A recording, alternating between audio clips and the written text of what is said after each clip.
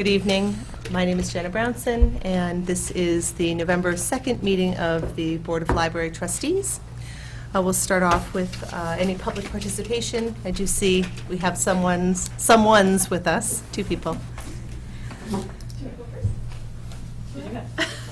Do you have something to say, young lady? No? Okay, you're just here for the entertainment factor. Thank you for coming. And Sarah, go ahead. I'm Sarah Rambacher. I'm the current chair of the Friends, and I wanted to let you guys know that we are doing a program at the library. We've been working with Sam and Diane and the staff. It's going to be an after-hours event for families, including a scavenger hunt, craft, green screen activity where the kids can stand in front of a green screen and we'll put them into like a storybook page, like Goodnight Moon. It's all Cool. It's all with the theme of it's called I Read Past My Bedtime, and a nighttime theme, and the big draw is that there's going to be a stuffed animal sleepover. So the children can bring their stuffed animals, we'll check them in, get them name tags, and we'll, then after the kids go home, the stuffed animals may play a little, and we will have some cameras there to make sure that we catch that. And then the next day when the kids come to pick up their animals, then they'll receive some pictures of that. So it's been done in a lot of other libraries. I know Diane is very excited. She's been wanting to. Yeah, it's great. So, and along with that, we've gotten pizzas donated from Littleton Sub Shop. Oh. And so we'll have that available for the attendees. And some other snacks. We're planning a few other things. And we're going to have T-shirts available that say, I Read Past My Bedtime, Reuben Hoare Library. They're going to be like a dark midnight blue with white writing. And that I was going to ask the trustees to help out on in ordering those, since we've already done the Reuben Hoare Library shirts using the same vendor, and so we could order that through you guys, and then we're planning on selling them. We haven't 100% decided the price, but they'll be, marked up a bit so that we can do a little bit of fundraising on that. We're ordering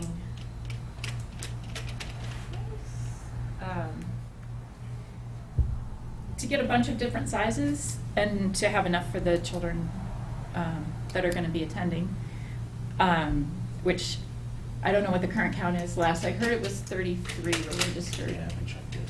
Okay. So we were looking at 156 shirts in different kid sizes and adult sizes, which comes out to $936 to cover, and that would be reimbursed as we sell the shirts and hopefully in the fund. Okay.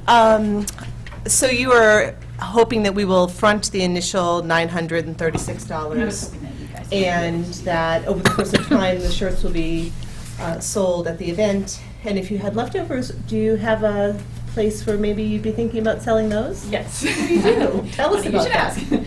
ask. The Friends always have a booth at the Holiday Bazaar, which, by the way, we are going to have the same wonderful selection of craft items, bags, and quilted and fabric items made by two volunteers that have been volunteering for a bunch of years. Judy White and Rachel Gallant, and also her husband Don Gallant, I think, has a project that's going to be there. So they do a wonderful job. So we're going to have all that at the bazaar. We're going to have a selection of holiday books. We have some things left over from the dungeon sale that were holiday themed that we'll have there, some little houses and things, and we will have the T-shirts available. Okay, very good. All right then, if we are comfortable as a board with advancing $936 for the purchase of 156 shirts, then we should have a motion and take a vote on that. I'll make that motion that we advance $936 for the purchase of 156 shirts to be used at, I can't read, or I read it wrong. I can read at the library. Yes. Second. All in favor of adding, fronting the money? Say aye. Aye. Anyone opposed? Okay, so unanimous vote. The date of the event is? The date is November 10th. It's a Friday evening from 5 to 8. And then the following morning, we'll have the kids picking up their animals from 10 to 12 in the Cooper room. The event will be covering the whole library. The scavenger hunt will cover the whole library. We actually have a number of readers coming in to do story times from the community. Right now, we've got a couple of selectmen, we've got a firefighter, a police officer, school committee, a couple of people from the school committee, a couple of teachers, and some members of the community, some members of the Friends. So it should be a really fun time.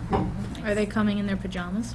You know, I can suggest that. All right, then. Terrific. Is there a limit to the number of children who can participate, or a targeted grade range for kids? It's targeted to pre-K to fifth grade, pre-K to fifth grade. Okay. And we've put a registration limit on 50. That's probably pretty Ambitious? Yeah. Yeah. But it's a drop-in Yeah, I event, already had that. That's so good. Really good. people don't have to come for the whole time, so people will be coming and going, so it should be But reasonable. registration is suggested or required? Encouraged? Encouraged, Yeah, yeah. okay, encouraged. All right, That's a very good way of putting it. All right. Yeah, and we do still need a few volunteers. In particular, if any of you are available, we need greeters at the door to hand out programs and things, and someone to handle the t-shirt sales. So if any of you are available, I can give you a link to the sign up. Yeah, all right. Sure, so if you would forward that link to us for us to take a look at for that evening, that'd be great. Yeah, and Um, anyone else who's listening. All right. Thank you. Let me just make sure that was. Is there going to be a video again? We'll have to see. Some libraries have actually turned their stuffed animal pictures into videos. Like there are some pretty elaborate ones. No, I meant like the video that you had for the book sale. Oh, probably not before, but actually, another one of our readers is from the Independent, so hopefully he'll be there to get some pictures Oh. too. Great.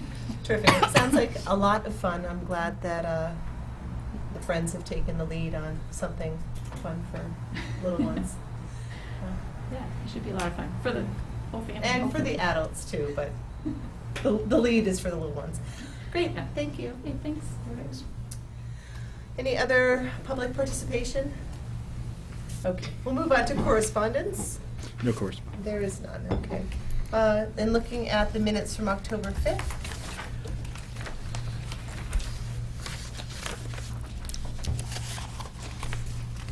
I sent in a couple things before, but I don't remember what I sent in. Officers for Friends, I changed that. And I think that was it.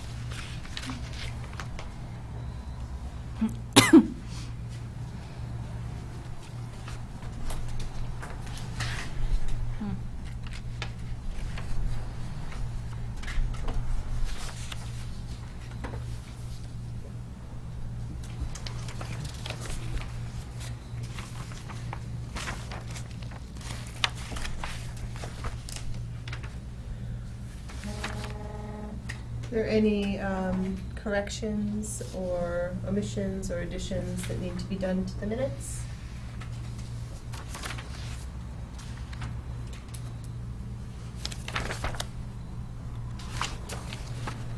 Make a motion to accept the minutes?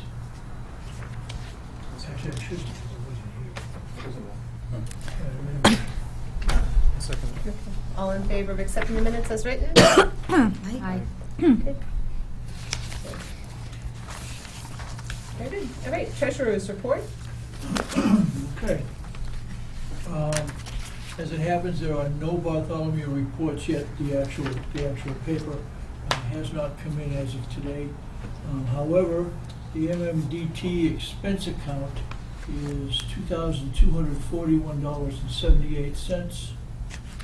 The MMDT building account is $346,753.04. $346,753. Yeah. Good. Okay. I think you're saying $36. My bad. All right. All right. Great, terrific. Are we paying for the t-shirts out of the building fund, or are we putting, That is a good question, which probably we should have included in the motion. the t-shirts that we just voted, are we paying for them out of the building fund and having the proceeds go back to the building fund, or are we paying for them MMDT and getting the money reimbursed back?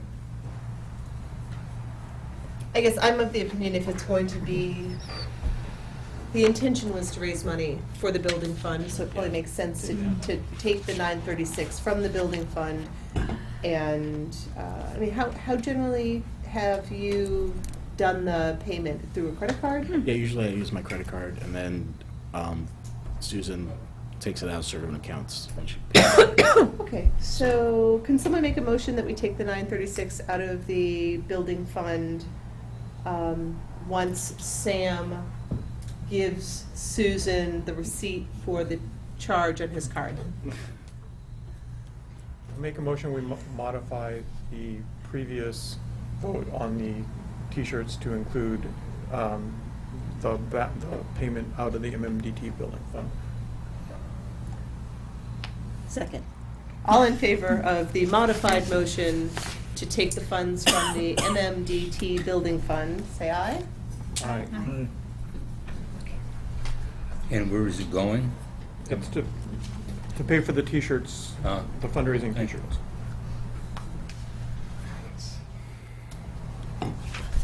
David, is there more to share? That is it. I was just going to ask that 936, where does it actually go? It's coming out of So Sam will charge it on his credit card. So it's- library credit card, so to It's gonna speak, go to and pay the then bill. he'll give Susan a Well, Susan will slip that Susan will handle it says- from there then. Yeah, I'll give her the receipt, and then when she pays each thing that I pay for out of my credit card, she takes money out of certain accounts, and so she'll charge it to that account. Good. In that case, Can I ask a and when question? you, Doesn't, one's a checking and one's building fund. Do you have to transfer the money from that into the checking in order for him to write a check? Because how else would you pay the credit card? Building fund is a MMDT. Is it a check in the check? Okay, Yeah. I wasn't sure how it worked. Okay. Yeah. But wait, before we leave the treasurers, I am going to be contacting the treasurer to get a formal procedure for people that want to donate stock. Oh, okay, yeah. We have, someone's come forward and wants to donate appreciated stock, so we need the formal procedure. So you will talk to Steve Venuti about Yes. that? Thank you. Do you have a set meeting already, or? Nope, I'm going to email him in the morning. Okay, then, all right. All right, anything else relative to the money? so no, that's it, except that, like I said, the Bartholomew, the actual report is not in. As soon as it comes, we'll forward it to everybody so they can see it. All right, the number that you gave is the number that I have on this piece of paper here, so it's the older number. Oh, okay, is it? Yeah. It must be, because it's 346, 75304. Okay, And the that's the num- chances that it that's- would be identical. Yeah, that's the number that Steve sent Yeah, today. that's fine. All right, very good. Sam, the Friends report? Sure. So they reported a total of 160 members this year, with 62 returning families, 85 returning members, 61 new families, and 75 new members. Their book sale made $2,373.20. Plus, they're going to get some sales from. There's this kid who's selling books on Amazon, so we don't know what that is yet. Right. They discussed the possibility of making the fundraising committee a subcommittee of the Friends, so they can take advantage of the Friends 501c3 tax exempt status when applying for grants, but they didn't actually approve that yet. The next book sale will take place on May 10th through 12th of 2018. They voted in a new slate of officers for the new year, and they also worked on their calendar for the coming year. Who are the new officers? Sarah's still the president. I don't think they chose a vice president, did they? Steve, Oh, yeah, Steve. Sorry, it's probably on my Google Drive. Thank you. The fundraising committee report to Chris. So that was, last meeting was on the 10th of October, which seems like a long time ago. It was just after our last meeting, so Right. it was a while ago. Sort of the highlights are that the group talked about scheduling a tour of the library with the selectmen, which has not necessarily taken shape yet, but I think that's a really good idea. We'll be moving forward on that. We talked quite a bit about some grant opportunities that there may be for smaller amounts for specific things like technology or other types of monies. Specifically, there was a nomination for Reuben Hart Library for a 2018 National Medal for Museum and Library Service. So that was actually submitted, so hoping that that's something that will be considered for. Let's see, there's a lot of things sort of in the works, but we will check back later. The book sale, obviously, we just talked about that. Trunk or treat. We just had the dungeon sale that Sarah referred to, which was baked goods as well as some items that the library had owned previously that we talked about the last time. I don't know what the proceeds in that were, but that was, yeah, okay. And then Sarah mentioned the I Read Past My Bedtime event, which is coming up. And I don't know if people heard her specifically, but they are looking for more volunteers. So if anybody from this group is available or anybody listening is available, get in touch with us and we can get you more information about how to volunteer for that. And for high schoolers who are looking for community service hours, that would be a great opportunity to get involved, right? So.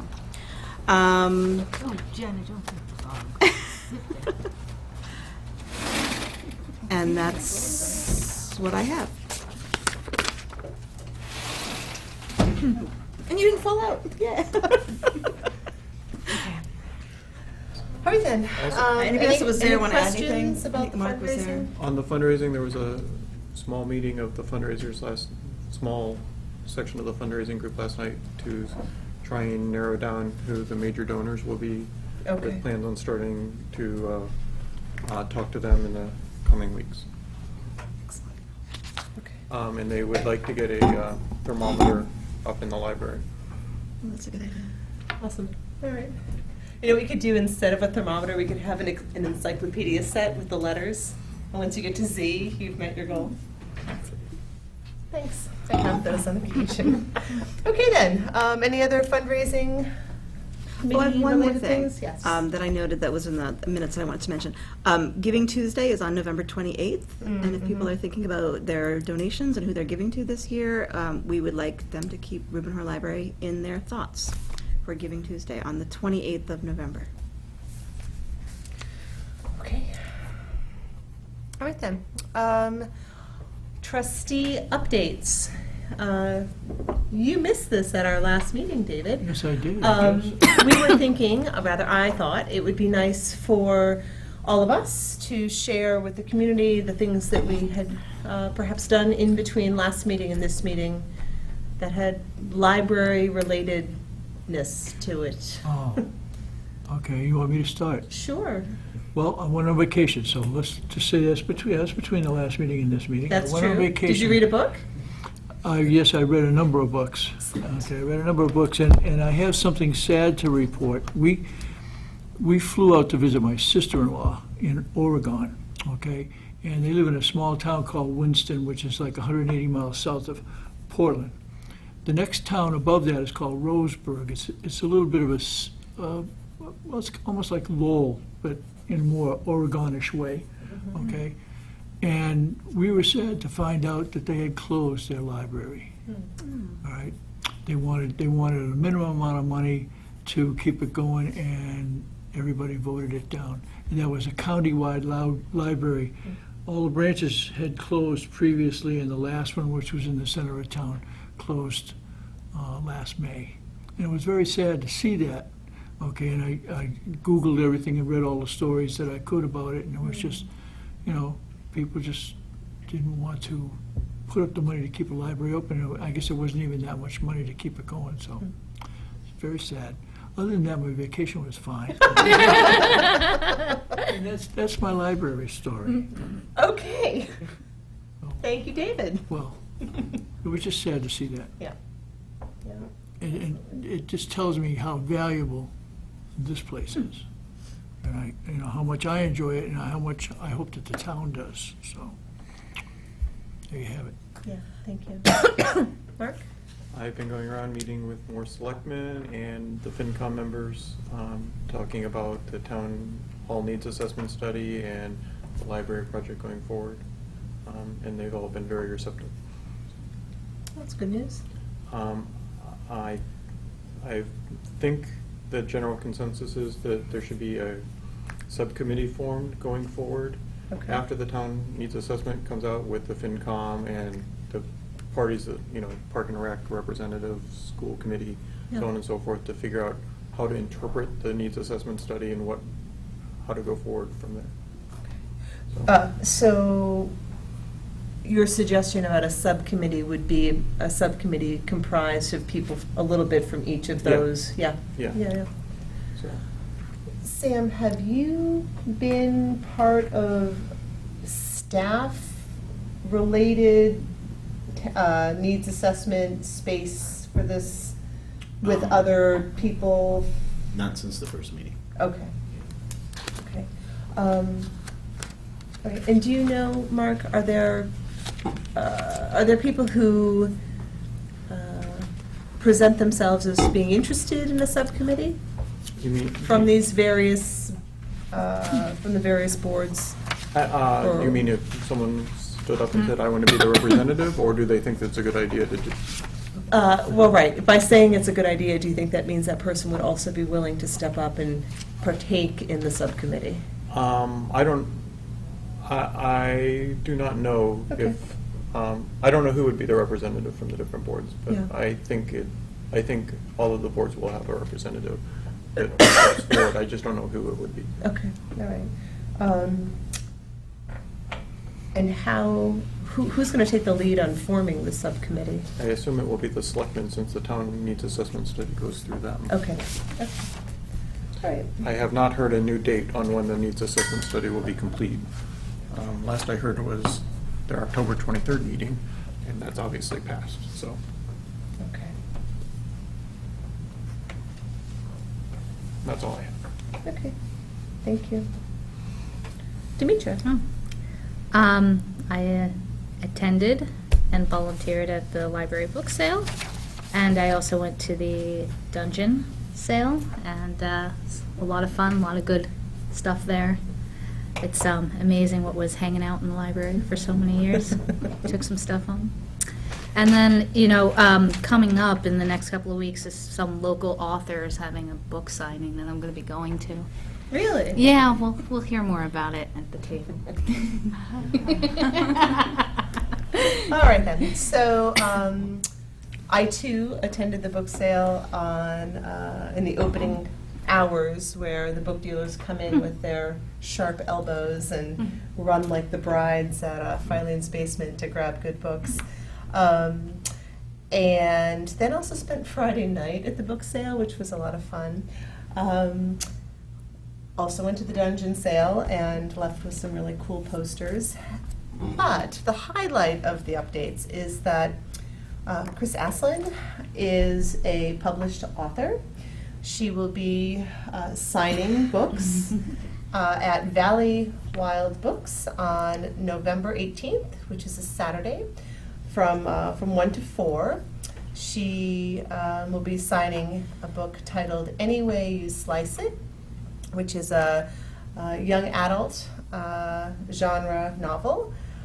which for a while was in only digital form, but she regained the rights. Reclaimed the rights, and it's now for sale. It's in print. So, in it's very exciting. in a real book, It's as a the real kids say. book. Isn't it a bestseller on Amazon right now? It's a #1 new release Oh. today. That means really 3 great. people bought it. I want to get my physical copy from Valley Wild. Yes. Rather than getting it from Amazon. Support your And local you'll sign it. businesses. Absolutely. No extra charge. No extra charge. Excellent, excellent. And did you find something at the book sale, right? One of the older. I did. nonfiction ones. You always I thought find it was so good. funny. You find little gems at the book sales, and I found a book of Chris's, and you signed it. Oh, really? Yeah, Somebody got rid of a signed book. It happens. I don't think they know. Well, the photos are rather frightening. It's a book about dangerous diseases and illnesses in history, and they're pretty very gross. graphic Pretty gross. photos and illustrations. And I think that whoever had it beforehand just couldn't handle the illustrations and kindly donated it. But it is a favorite in our household right now, and we like to read it, especially around Halloween. It's my niece's favorite because she likes all that creepy, gory stuff too. All right, so those Thank are you. my updates. You're welcome. Well, thank you all for mentioning that. I appreciate that. I've done a few things since we met last. I also have set up at the book sale, which is the first time I'd ever been a part of that, and it was just so much fun. And we found all kinds of treasures and wanted to buy things. My daughter was with me, and we wanted to buy things before we even left.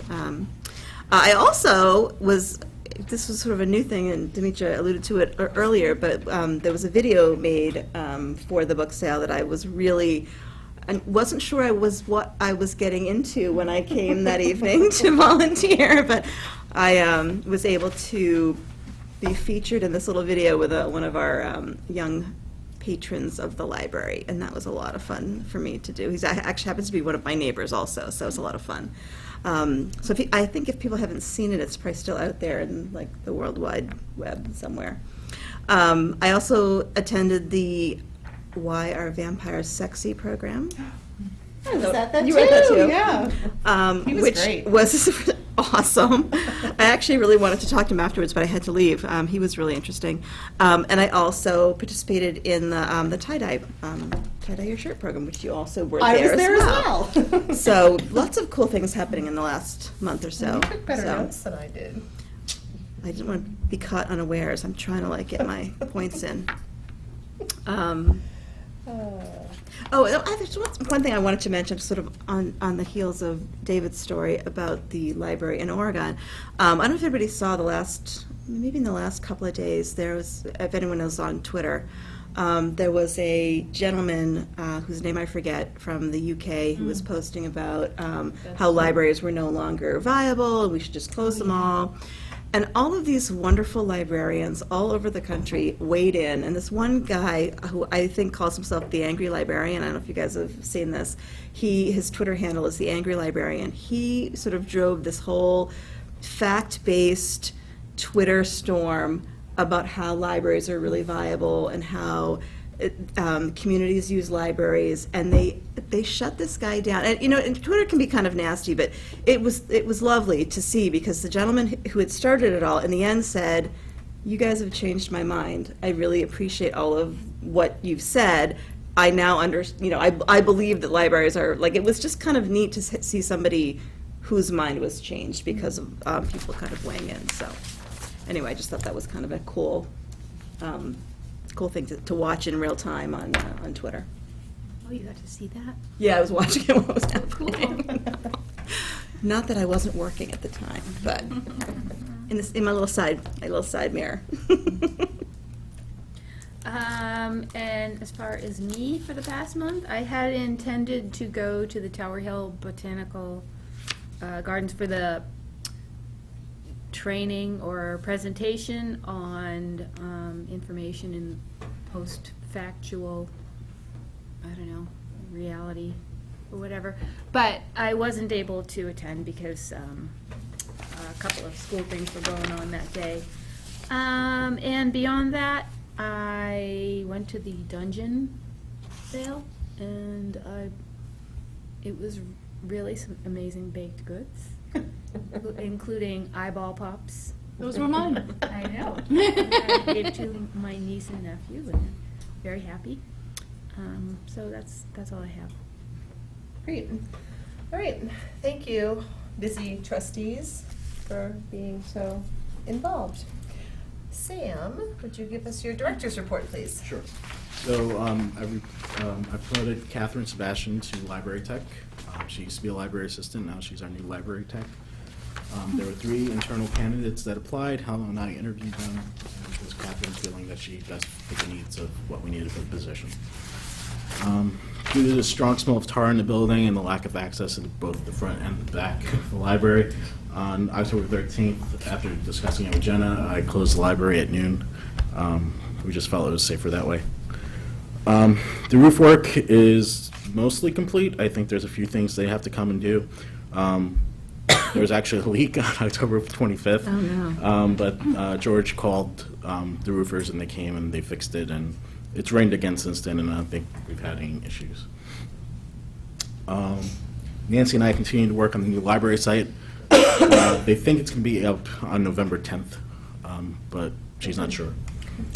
And then, as has been mentioned, Andy and Jean led the Dungeon/bake sale on October 28th, and it made $623 that will go towards the building fund.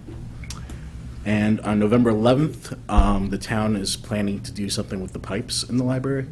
So it's a good thing we're closed that day for Veterans Day. I did inform Sarah because she will be there for the pickup in the morning for the teddy bears, but because I don't think we'll have water in the library that day. But they think it'll be done by the end of that day. Jenna Cantino and I have been covering the programs that James used to cover. And we're going to slowly work Catherine into covering some of those programs, and I'll cover some of the programs too. And then, did you want to talk about the vampire program or your upcoming pie program? The upcoming pie program actually is I've been doing some PR on that, and it seems like we're drumming up some interest. But what I need to know, if anyone knows in this day and age, he's going to talk about the history of pies, especially in New England. And I guess during the Revolution, there's a story about how Boston cream pie was so named. Where do you find, in this day and age, Boston cream pie? Anyone know? You asked Katie to make it. Can you make this? Yeah. Well, I made a Boston cream pie cake. Oh my gosh. Are you sure? So good. I'm sure I could make a Boston cream pie. Okay, if you wish. You mean the Okay, wonderful. original Boston cream pie? Well, there's a little, I'll show you in the book if we go back to the library after. It's on one of the pages. It has a recipe, actually. The authentic, like, colonial Boston cream pie, so. You'll have to milk the sheep in the back. I kind of go to the flour cookbook. That's fine. That's fine. I was going to go to Market Basket, so the flour cookbook is no. a big upskill. Or you can go to Dunkin' Donuts, buy Boston cream donuts, cut them up and throw them in a pie shell. No. I think that could work. If you're volunteering, I'm accepting, because I'm that's happy the to do one, that. that's the, I can do blueberry or apple or whatever, but Boston cream is kind of like a throwback pie that do people even, you know what I mean, know much about. You got someone. The Omni Parker Hotel over in Boston has a history of the Boston cream pie because they claim that they have the best Oh, really? Boston cream pie in Boston, at least. Or you and I can happen take to a road agree. trip. People disagree with me, but yeah, they have a whole written history that they give to their. If it's online, I'd like to. I'm sure it is Yeah, because have to they check like it to. out. They like to promote how they have the best Boston cream pie. And the best rolls. Parker House rolls. Parker House I rolls. just like the Omni Parker House. Reminds me of The Shining. Great. So, Terrific. So come. Yeah. It's Oh, next Thursday. Next Thursday. Thursday. Yeah. Okay. 7 p.m. One pie? One pie is good, because I'll have other pies. Oh, okay. Well, you know, it's not Thanksgiving, they're just getting samples. Okay. So you can donate pies if you want to make one. and If you donate. would like to, that would cut our costs. If not, I was going to either go to the Black Forest in Amherst, New Hampshire and get some, or, I'll make one. What do you want? of Bakers Can't Be Choosers. I'm offering, so you're an offeree. Offeree candy choosers. Let's see. What do you know how to make? What's your favorite pie? Strawberry rhubarb. She just offered to cut up Yeah, Boston it's- cream donuts and put them in a pie shell. I'm not sure I So would Sarah's trust kind of her. I'll make a vegan pumpkin. Okay, you go for it. It's delicious. Okay. All right, I'm gonna write that down. Okay. Okay. We're back to Sam. Yes, okay. Hi. Material spending is pretty much on track for the year, and so is the salary, especially now that Catherine's starting at a lower pay grade, the new library assistant. Oh, I also posted the job today for the new library assistant to replace Catherine, who is now the new library tech. So they're both coming in at lower pay grades, so they should be okay. Okay. Can I just say something? Jenna? Oh, yeah, of course. Go ahead. Through the chair. Through the chair to Sam. Off you go. No, I just wanted to say, I mean, if, what was it, the repair work, the roof that was Right. unexpected? Right, so the PMBC made all these decisions to work on the roof. They never really shared anything with me as far as when it was gonna happen, how it was gonna happen. Can we ask that they give notice next Sure, time? sure. I had spoken to Steve Moore and Rich Crowley, and they sort of involved me, but it wasn't great. So next time, I mean, I think the roof work is pretty much done now anyway. Well, For this year. Yeah, for this year. And the rest of my report is just stats. So if you want to take a look. I had a question on the stats. Do we have an idea why the attendance dropped so much? It's like a 50% drop. Yeah, I'm not sure. We're not sure why that's been happening. Actually, the fundraising committee has asked that I look back and gather all the stats, and I've noticed it kind of goes up and down. So maybe this year is just down. Oh, well, October was the second warmest October on record. It was, So yeah. perhaps people were Yeah. Outside. outside, not encouraged to sit indoors and read books. Yeah. So that could be. Yeah, let me ask the obvious question. Is there any difference in the way it was counted? No physical changes to the counting machinery there? No, I don't think so. Well, we had the doors, certain days we had the back doors blocked, you couldn't come in. That's true. That's Okay, also true because of the roof Right, work because of the roof is so. And like- book sale. and the book sale. Yeah, and so you couldn't use the back. Then we had a day when we couldn't use the front, so that didn't get counted for a day. So I think with the roofing, I think the Yeah, count it might threw be it off. off. Yeah. Yeah, Yeah. I didn't think of that. Right, and the book sale too. And the book sale So closed off the back. Yeah. Yeah. Okay. So, do we find more people coming in through the elevator too now, or? Somewhat. Mostly parents. Yeah. Whatever that is. Do they get counted? Not in the elevator. No. Because if they come through the town hall side, I they will. can't see what it was. Set of eyes on that. I don't read during the meeting. All right then. Thank you, Sam. Okay, old business. The first item on old business is the Americans with Disability Act issues and a backdoor update. Yeah, so the back door is now automated, so you can go back there, press a button, and it'll open up for wheelchair access. Thank you. Also, I have been getting quotes for the shelving upstairs in the kids' room to make more Right. space. I do have a quote from Tucker Interiors, came out to, just for the shelving, $10,411.20. We do have a budget of $7,500, but that leaves a difference of $2,911.20. And we're also, tomorrow, a moving company is going to come and take notes and give us a quote so that we can move the books out and then back in after the work is done. Yeah, to move the books that are there now, then put the new shelves in, and then put the books back. So I don't know how much that's going to cost. Okay. Are you looking for that? Yeah, for the 2,900. $2,940, no, $2,000. $911.20. And then I will be back for the movers if we decide to do that, or we could all just volunteer to move the books too. That's another option. Do we know how long it's going to? Yeah, so Chip, he's our vendor, he said that it would take a week. So it would take about 2 days to move everything, about 2 days to put up the shelving. They're actually not going to replace the shelving, they're just going to add on. They're adding on about 50 shelves. And then, and panels, yeah, we're going up, because there's really nowhere else. But are those kind of shelves like accessible to the kids? Yeah, because it's for the older kids. Yeah, this is actually what they're gonna look like, if you wanna pass that around. And these shelves can go to a new space. Yes. And then we won't need to be looking to buy shelves for the new space because we'll have them. Right, Okay. we could do that too. Yeah, all right. Those are nice. I don't have any memory of Is there going to be any change in Very nice. carpets to? So we did bring that up with him, and he was able to lift up he kind of pried up the bottom, and there's old carpet. So it's not bare, but So the old carpeting will, does it get covered by the new shelves, or? no, so I'm very good at it. we figured out a way to move in some of the shelves so that there might be one spot where it's showing, but other than that, we Okay. think we'll be okay.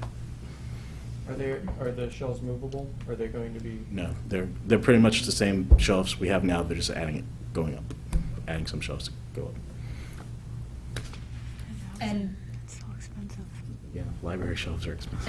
and wheelchairs can get in between these shelves, and they Yeah. have enough space to access the shelves? So are they gonna be fewer shelves just going higher? No, right now they're 4 shelves high. They're gonna be about 5 or 6 shelves high. But it's the older kids section, so they're, I don't remember this at all. it's not like the little kids that get Uh-huh. the picture books. Uh-huh. So we're effectively getting rid of one set of shelves, then to Yeah. make more room. All right.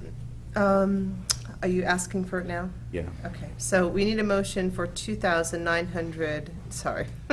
That's right, 911. 911.20.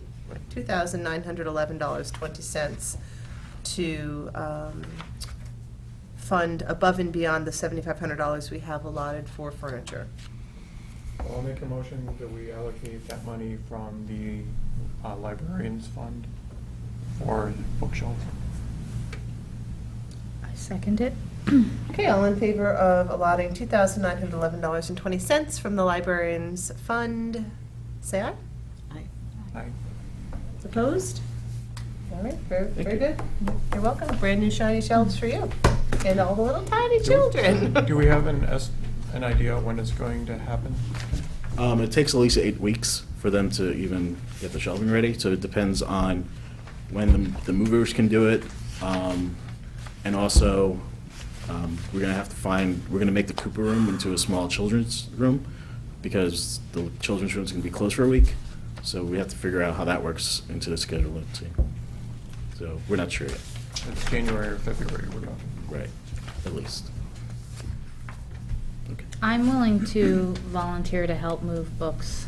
Okay. if- Yeah, She's I'm not not sure how much coming. it's gonna cost yet. Okay. She's coming tomorrow, so if it's like crazy, I might be asking for volunteers. Okay. Okay, thank you. Next item is the gift policy.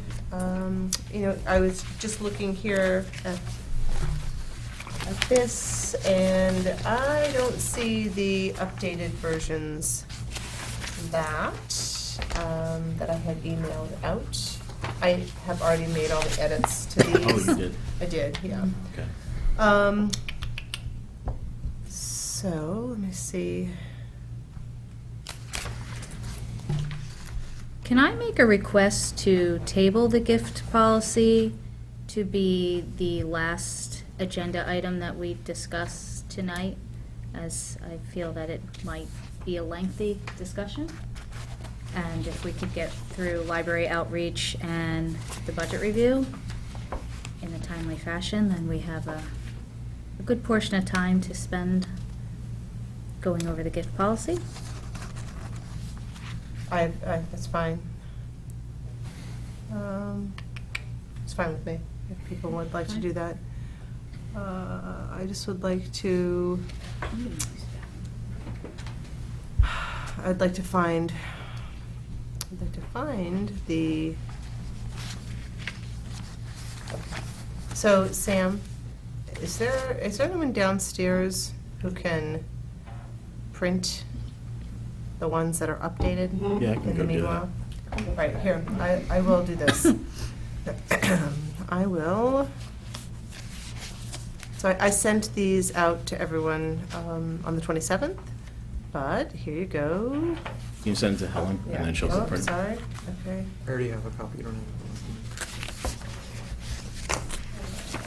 Remove, okay. So,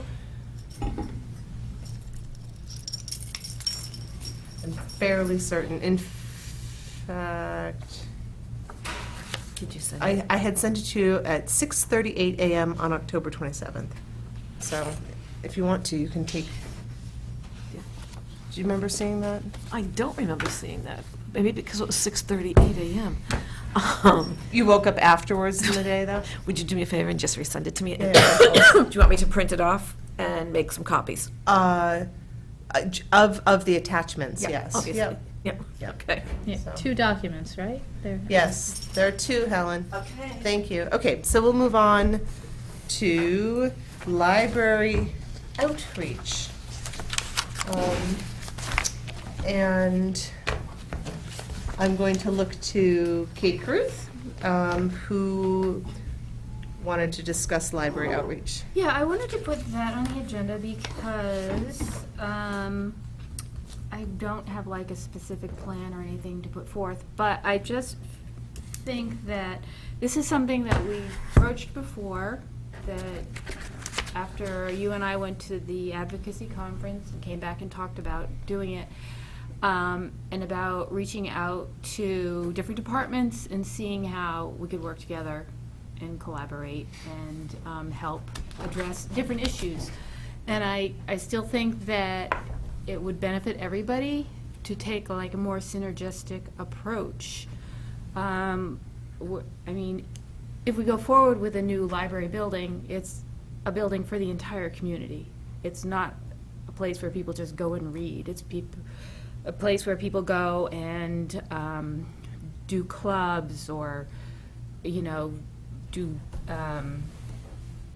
attend talks, or they do all kinds of things. And I'm not sure that a lot of people in the community fully understand that. So I think that if I advocate that we have discussions with different groups, like the seniors, like what do they need and how could we help them address it within this new building.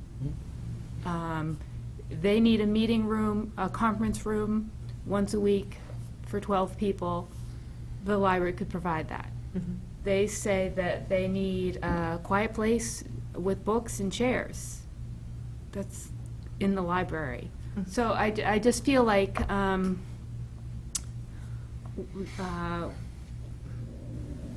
we should be having these discussions, and it's not, I mean, I'm not the liaison, and I don't know who's the right person to do it, but I feel like we should be solving problems together, and You mean as a community? as we a should- community, yes. yeah, Okay. yeah. So I did reach out to Uh-huh. Tina Meter. As you guys know, Pam Campbell resigned, so Tina's and Anthony have been sort of taking over in COA. Tina would prefer that we wait until either a new director is hired, or I'm not sure if they're hiring a new director or a new consultant, somebody. So she wants to talk about it. Okay. She just wants to get, I don't think she feels like she's the right person to discuss it at this moment. So, yeah, so I'm totally for that. Yeah. I'm just waiting on either this new director or this new consultant or somebody who to talk about it with. And then I think another layer of that is, like, more broadly speaking, and it might not be you, but discussing with the COA, how can we help? What do people think about that? What do you think, David? I think it's a good idea. Would you do it?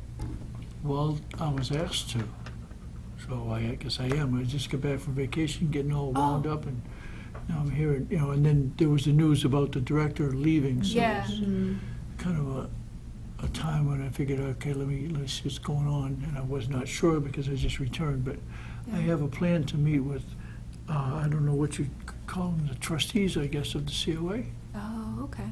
Council on Aging. Mhm. All right, it's my intention to, Oh, okay. all right?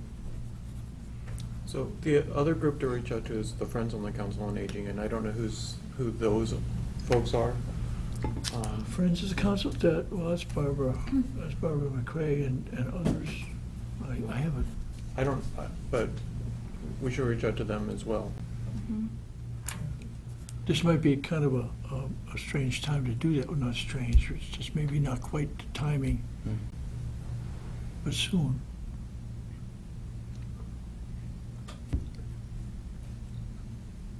Okay. I don't know how the COA really works or what their meetings are like, so. Okay.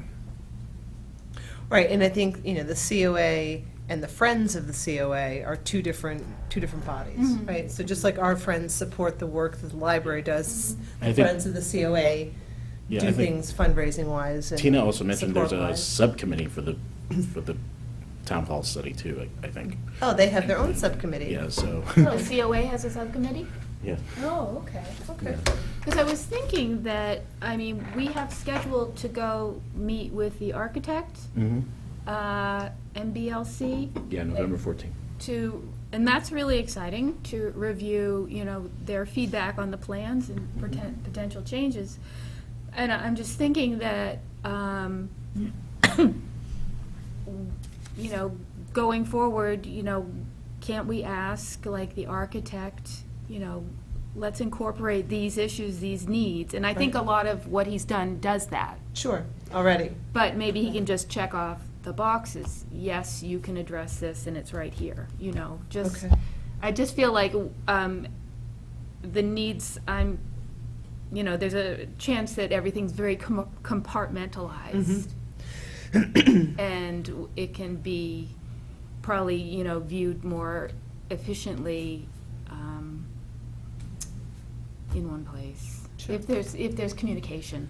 So the two of you are going to the architects' review meeting on the 14th of November. Does it make sense before the 14th for someone to touch base with COA or Tina or friends of the COA, or maybe just a group of people who naturally find themselves in the COA area, to check in and say to them, what would you like to see? We're gonna, we're sending people down to talk to the architect.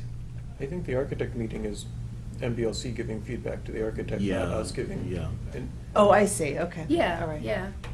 No, I'm just thinking of more, creating that dialogue. Yeah. So that they're ready to, So when we actually get the funding, we have to do a whole new schematic design and basically, look at the design of the building. I think maybe that's the time for that, or, closer to that time. yeah. Right now, they're just, that meeting is about giving the MBLC's feedback. But if we can at least talk to, I appreciate that, but if we can talk to the COA and let them know that this opportunity will be coming up, and that we would like them to participate in it, Mhm. possibly, just let them know that there's that avenue for, we're trying to help meet their needs. Right, right.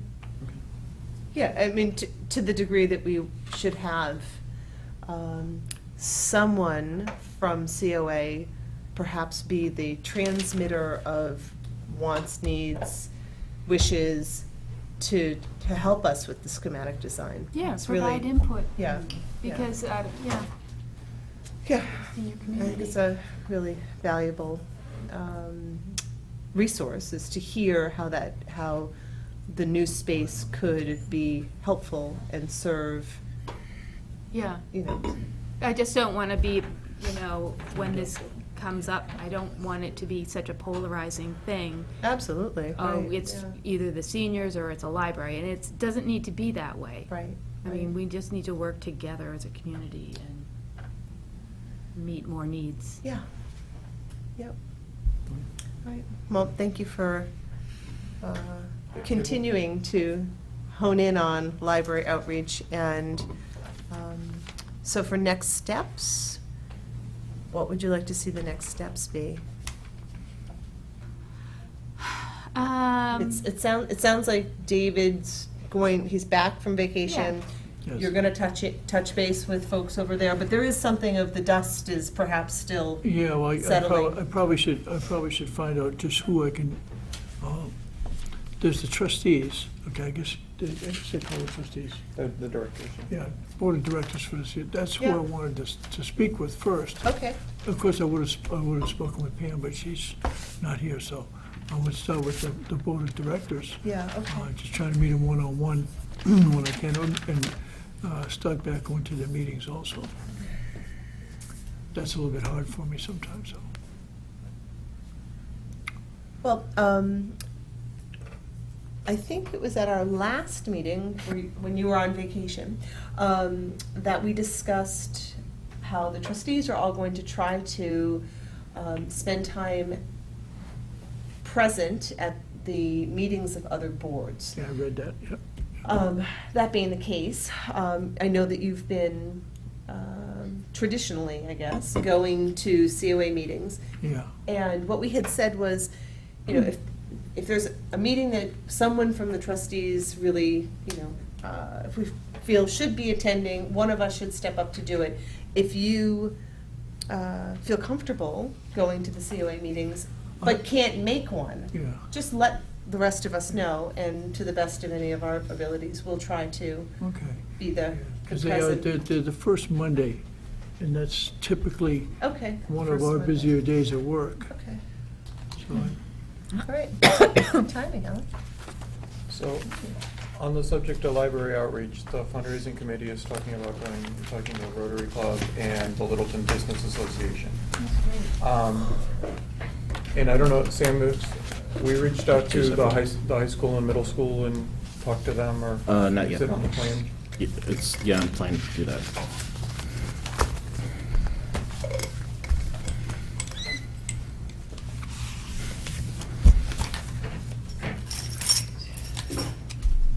So Jen, I don't really know how to manage that whole animal of the relationships and outreach. So I'll leave that up to you. No, I don't think that's, yeah. I don't know how to do that. I mean, I don't think it's really my place. Okay. I'm new and. Yes, you are new, but you're new with so many good ideas, so your newness does not excuse your participation. So, okay, so, the first Monday, yeah, I think it's the first Monday. first Monday in November is coming up this Monday, Right, it's the first right, the Monday- 6th? First Monday at 1:30, I think it is. Or 1 o'clock, Okay. Is it 1 or 1:30? yes, I'm not sure which. Okay, okay. As of now, do you know if your calendar allows you to go? I believe I'm gonna try. I also have a dentist appointment at 3 o'clock, so maybe I'll just take off at noon time. Oh, So okay. I'll let you know. All right, if it turns out that you can't make it, you can send out an email to the trustees, and, you know, we'll see if we can get one of us there if you can't be there. All right. And they meet here, in this room. Right? Yes, they do. Yeah, that's what I Yes, they thought. do. Okay, then. All right. Great, thank you. All right, budget review. So Bonnie has asked all the department heads to create their budgets for the next fiscal year. So I am, for level budget, basically moving everybody up a step, not really changing anything in the salary. So that would be an increase with the current salary schedule of $14,688.52, or 3.13%. In the mission budget, I'm going to focus on trying to get Diane her extra 3.5 hours back.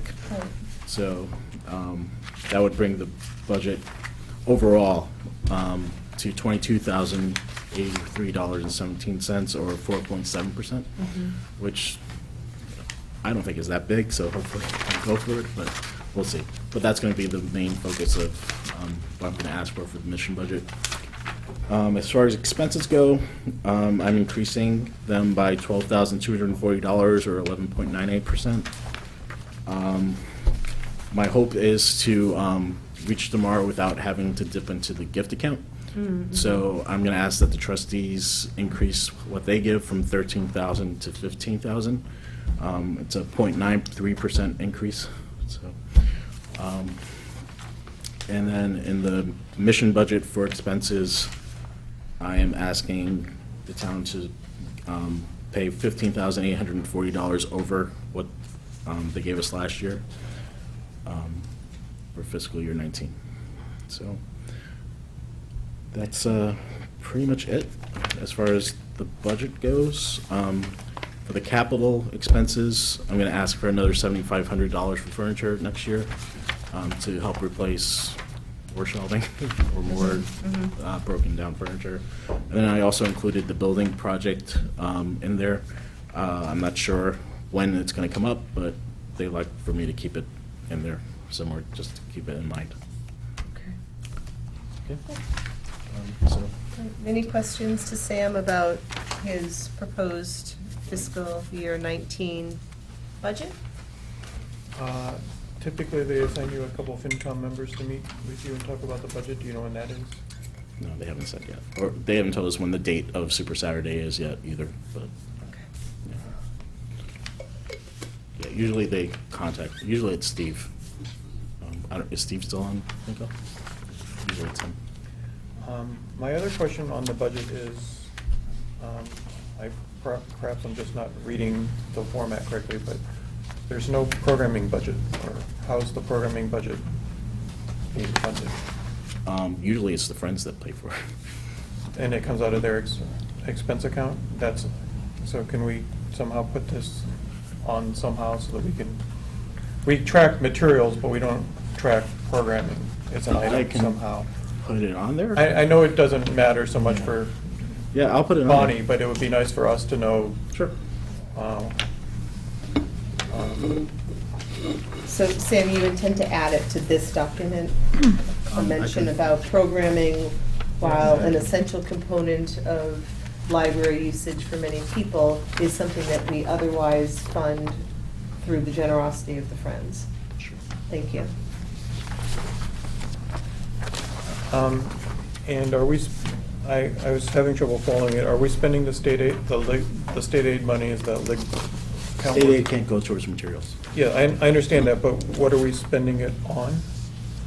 That can go towards anything. It could go towards programs. It could go towards extra equipment. It can go towards databases. It can go towards, sometimes we use it after we've spent towards the MAR, we spend it on materials. We just don't count it towards the MAR. So we're planning on, we're spending that, Right. we're planning on spending last year's money, basically. We try and spend it a year in arrears, right? And we're spending that for, it would just be nice to know what it was going for more specifically, and that we're spending that before we hit, all the gifts and everything else, right? So, yeah, so the gift we use towards the materials this year, because it's not, we don't have enough to cover it. It's not working. I included using the gift money in last year's budget. So for next year, I can create something that says what we're going to use state aid for or gift. Okay. Thank you. Yep.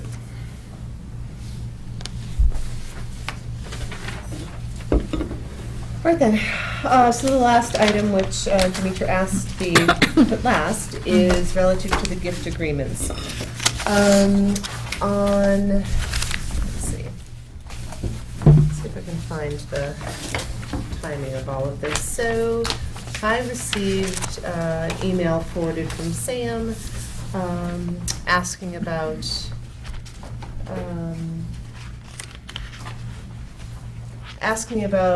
whether we were going to be in front of the selectmen at their October 23rd meeting.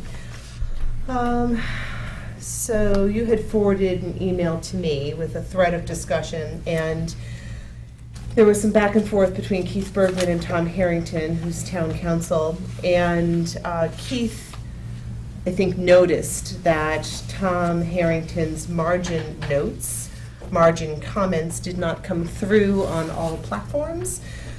He asked Tom to resend, and Tom did resend, at which time it was forwarded through Sam to me. And I noticed that there were some comments made, and the two documents that were in tonight's packet when we arrived, which are in much smaller font, are the ones that I first saw on October 19th. I went through both documents and incorporated town council's comments, and thereafter sent the comments to the board with a general statement of, if any of you does not feel comfortable with the changes that I made to what I believed were simply form and not substance, that we would need to discuss it here at this meeting. Feedback from trustees, there was a comment, this needs to be discussed together. So we are now together, and the documents that Helen just went downstairs to make copies of are the result of the work that Tom Harrington and I have been doing since, I don't know, July, relative to coming up with legal language to memorialize gifts from community members to the Reuben Hoare Library Building Fund. There are two of them. One was the one that's titled Reuben Hoare Library Gift Agreement Building Fund. Was the one that we specifically discussed at our last meeting, that would manage gifts in the amount of $2,499.99, that people who were to give in that price range, their name would be included on a plaque. Those who give more than $2,500 would have their name included on a donor wall, which we envision being at the main entrance of the library. Some of the commentary relative to that, town council had made the point that these plaques and donor walls perhaps need to have a scope, meaning if the building is no longer used for library purposes, the wall and the donor wall and the plaque could come down. So the substantive change really is, again, it's more to form, saying that there is a scope of limitation with respect to the plaque and the donor wall. So that is the main change to the building fund. As per the other agreement, you can see from the tracked changes, this one is the building fund and naming rights. Some of the commentary that town council made was relative to the word "or," so I made it clear how "or" should be interpreted. And then on the second page, he did suggest to remove in consideration of your gift and restating the number, because you could on the front page say $10,000 and on the second page inadvertently write $100,000, and now there's a discrepancy, so that the amount of the gift is only named once. And with respect to the naming rights, the paragraph that follows, in consideration of your gift, with a blank line. So in consideration of your gift, the children's room will be named, the Demetra Taylor Children's Room. Do you have $50,000? Okay, it won't be named after her, but it will be named after the lucky candidate who would like to, or is it 100,000? It's a lot of money if you want the children's room named after you, but it is. Okay, the following paragraph there is language that I am of the opinion comports with town council's naming rights concerns. And to that end, I believe that these two documents will suffice with respect to a peculiarity of the law, which is called the statute against, or the statute of frauds. Any contract that cannot be completed within a year of its making must be supported by a written instrument. Many people will be saying to us, I pledge to you X amount of money today, November 2nd, 2017, and when the town votes to fund the taxpayers' portion of the building, I will then pay you within a month, a year, however it's structured. But if we are taking donations in late 17 for a building that might not be voted on until a year from now, a year and a half from now, there needs to be a memorialization in legal language. So this is the work that I've done with town council. I believe that this is what he believes is necessary, and I also am of that opinion. You are welcome. You're welcome. But if there's discussion to be had, I think we as a board should have it. Okay, we're speaking of the two documents that Helen just went down and copied and came back up with. Yes. There are other documents on the table that I could just push aside right now. Right, the ones in tiny font, Yes. these have been edited to produce the ones that normal humans can read. With 1.5 magnifying glasses. I'm assuming whoever chooses to sign these agreements will have a lawyer present? That is, adults are free to contract, and whether or not they want to bring counsel to do so is at their own discretion. So my problem with these documents is that I don't know why they're not identical except for the naming rights section. Every section is different except the naming rights. Every section except the administration is different. Well, I, at our October meeting, presented a draft of the one currently titled Building Fund and Naming Rights. And I believe at that time, you had suggested that we have a simpler version. Yes. Which included the 1,000 to 24.99 plaque and the 2,500 and above donor wall.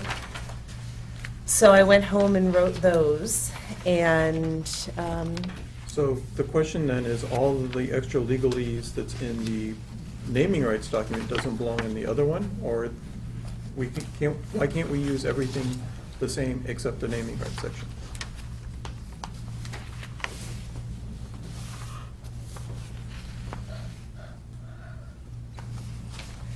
Mark, when we were at our last meeting, I heard you say that you wanted a simpler version of the naming rights. Yes. I drafted that, I gave it to town council, he had one comment on it.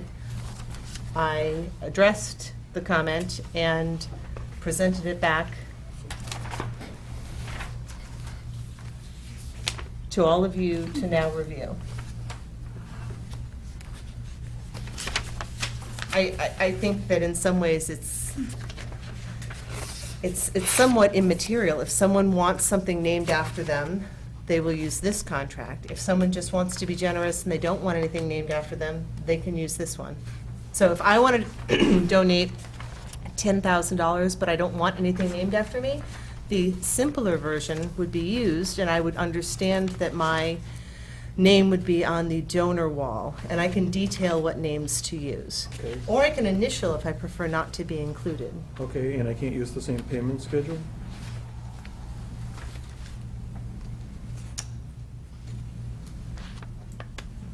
I don't understand your The question. payment schedule on one is different than the other, so I can't use this, I pledge money in the simple one, or I have to write all of that out? The use of the gift, every section is different, right? And all the conditions should be the same, except I'm asking for naming rights. All right, Mark, so what would you suggest be changed then? Well, I would like to see a simple document, yes. I like the document without the naming rights, generally, right, as our base document. And then I don't know why we don't just have the naming rights as either an addendum to that document, if you want the naming rights, or as its own, yeah, it's basically an addendum, right? Everything else should be the same. Well, at our last meeting, you wanted a second document, and Right. quite frankly, you drafted a third document. So for you to say right now that you'd like one document, No. Is that's not what I- concerning to me. That's not what I said. I said I wanted a simple document that has an addendum page we can give. If you want naming rights, you get the naming rights page. If you don't, you get page 1 and 2. If you want naming rights, you get pages 1, 2, and 3. Right? If I don't want naming rights, you don't have to put it in there. You want a simple document and then a more complicated one for those that need it.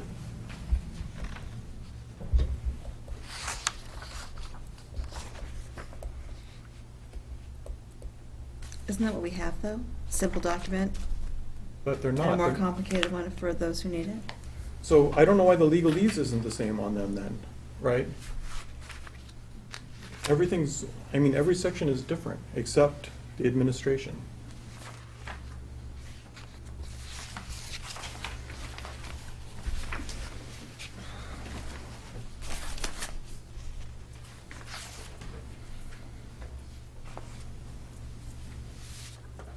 Oh, and the recitals, I think the recitals are the same.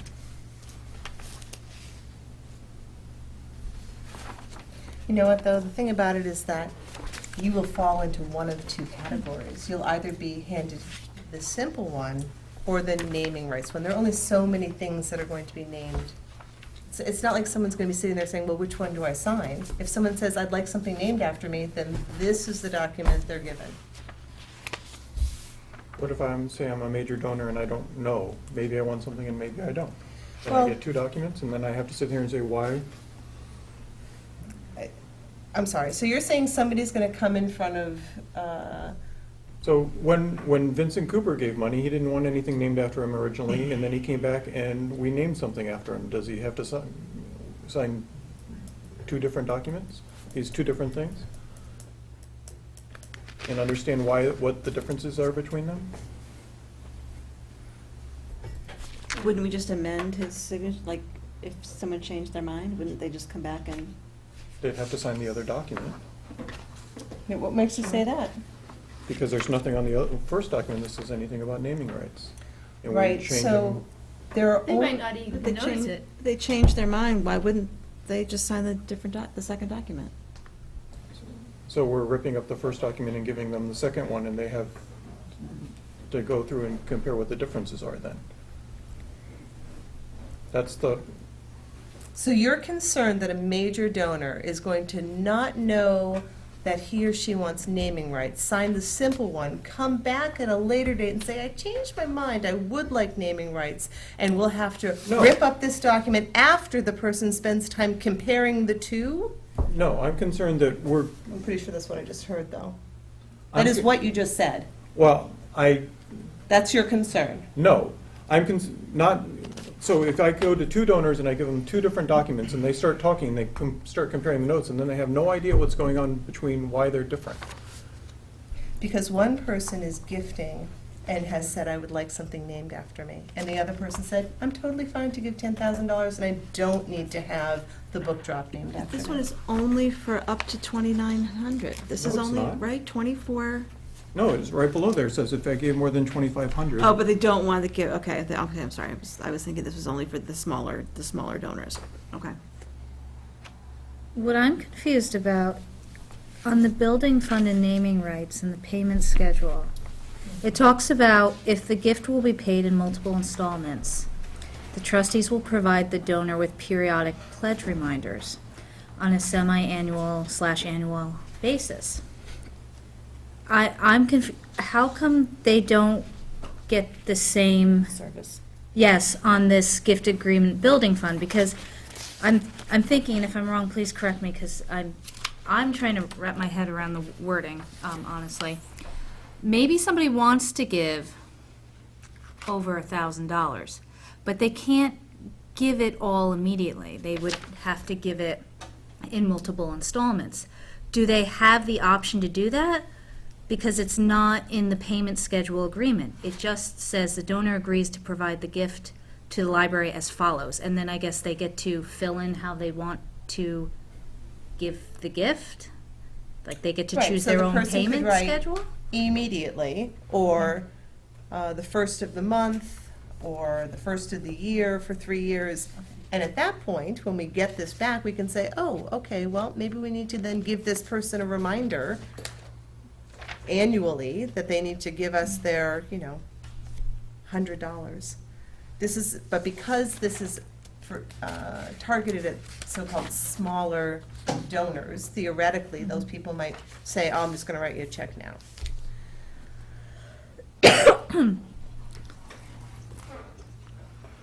But does the language have to be different for both agreements? I mean, why can't it be the same for both agreements? That's, The reason why the language is different is because at our last meeting, I was asked to draft something which had, which was more streamlined.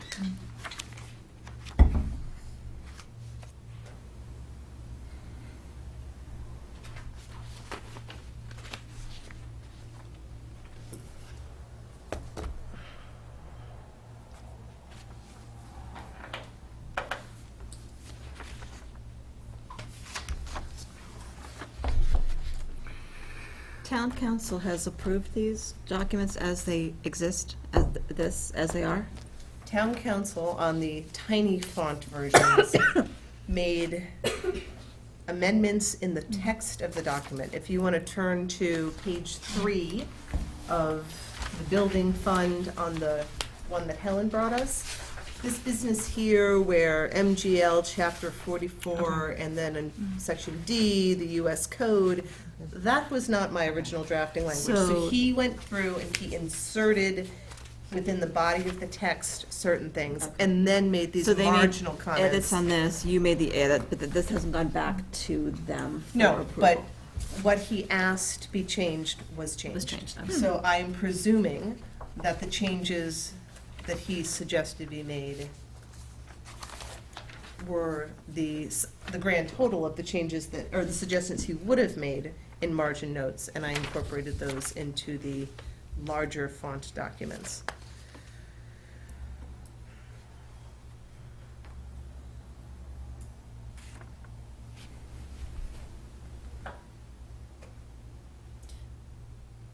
Could I ask a question? Yeah, of course. Could you just take the agreement, the payment schedule, and take that and stick it also on that, on the building fund one, so that people have the option of however they want to pledge it, and then basically you have the same document, and where you have naming rights in consideration of your gift, they would put not applicable and be done with it. if they're giving a large amount, then they would insert what they were expecting the naming right to be and for. So are you suggesting then, in essence, taking enumerated paragraph number 3 from the naming rights document and, Putting it in the gift agreement along with the, or just take, everything is really in this one. So if their gift is smaller, okay, they have the option here to pay it in installments if they wish. And naming rights, they will know the amount, say they're only giving you, $2,000.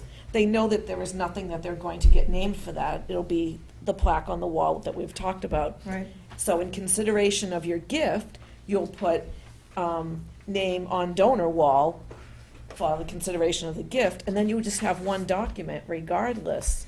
Well, originally, I think the idea was it was supposed to be one document. Okay. And then the idea, the last meeting was, well, maybe we should have, these 2 other tiers, the 1,000 to 25 and the 25. And I mean, if you would like, I can take enumerated paragraph 3 from the building fund and insert it before the naming rights in the other document. But then we're back to where we were in October with people saying, this is too much of a document, people will be frightened and they won't give us money, which I think is a spurious and somewhat insulting argument in general.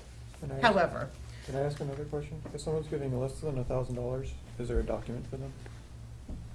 would you like there to be one, Mark? Because we can have 6 or 8 or 12 of these, but No, I'm asking a really serious tired of drafting these, because I'm I've asking a probably spent question. 30 hours doing that. If someone's giving less than $1,000 or not, or giving us, what are they signing? Mark, I frankly don't care. Truly, I don't care what they're signing.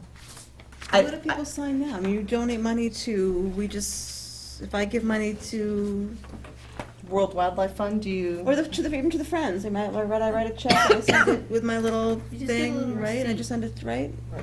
So- Donated X amount. Yeah. So this agreement is only for people that want something in return?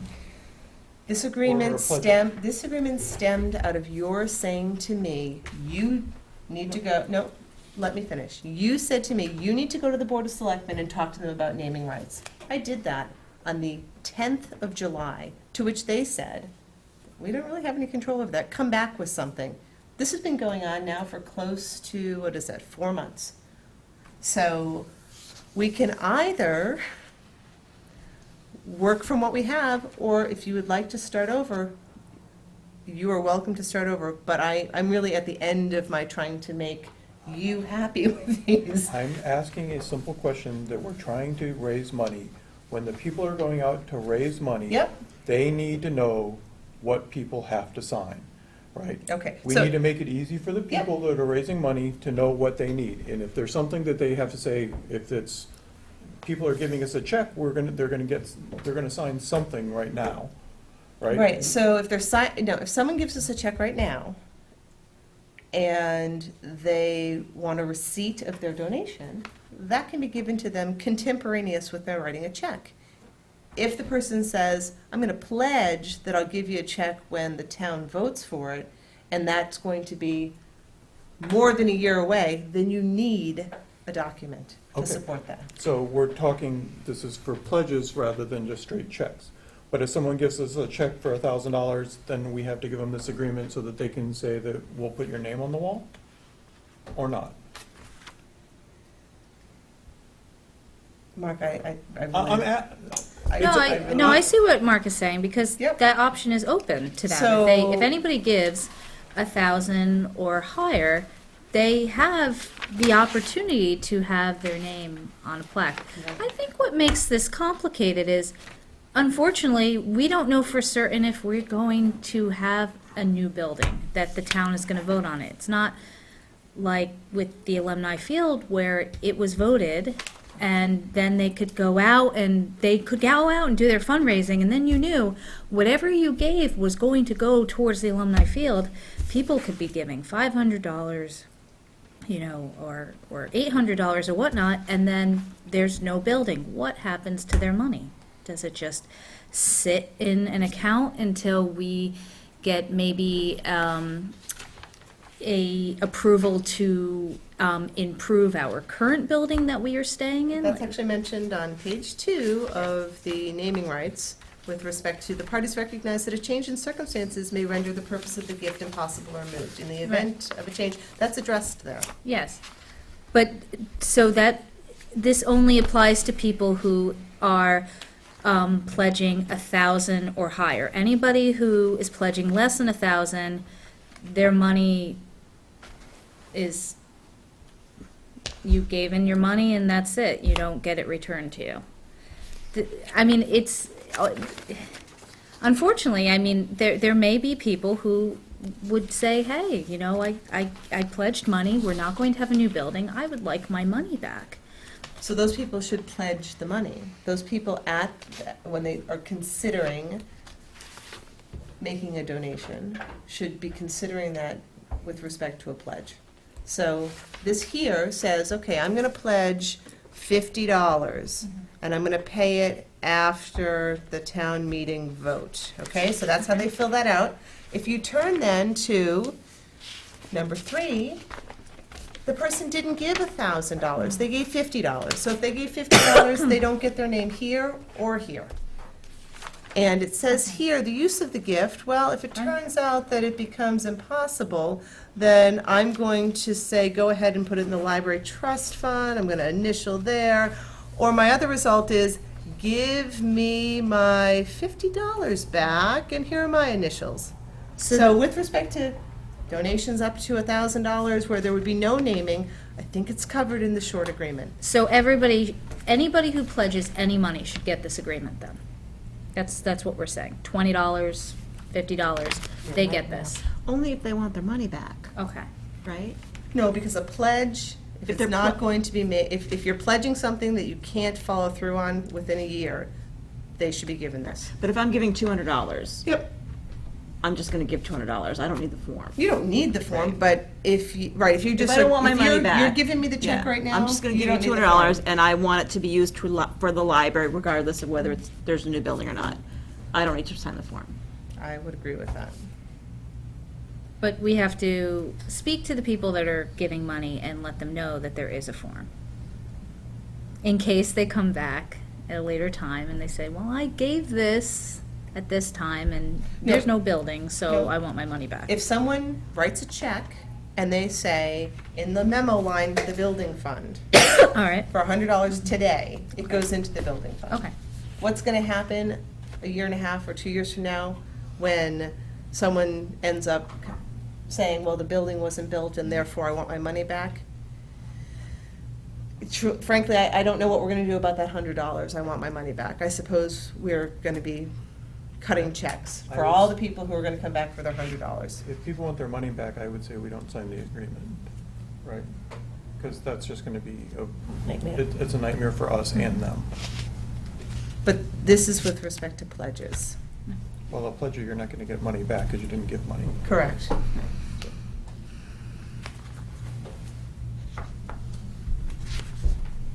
So, whatever y'all wanna do is fine with me, but After the town vote, Yep. okay, there will be, correct me if I'm wrong, time to raise money because you still need to start Oh, yeah. putting things out to bid, there needs to be site work, da-da-da-da. So, does it behoove us to just do lots of, I don't know, you know what I'm saying? You're saying, let's do no fundraising until we know that it's going to be an upvote. Right. And my sense is that if we show the voters at town meeting, you know, it's, let's see, where was that The number? money we can raise. If we, Yeah. right. if We we- say for we the raised cost. $1 million.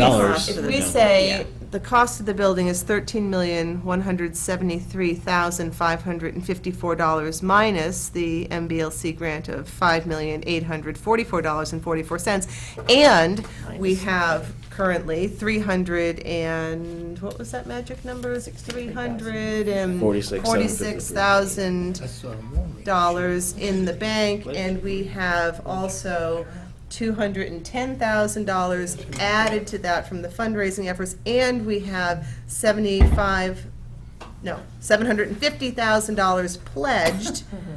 This means that what we'd be going for at the ballot is, and we would have a number. And I think that the lower that number it is, the more palatable it is to the voters. So while streamline-wise, it would be easier, and it would end this torturous discussion about these documents, I don't think that we're planning on doing it that way. We need that time too. The more time we spend doing this, the more we can raise. Yep. Can I ask, where it says Reuben Hood Library gift agreement, maybe it say gift pledge agreement? Or pledge agreement? Or-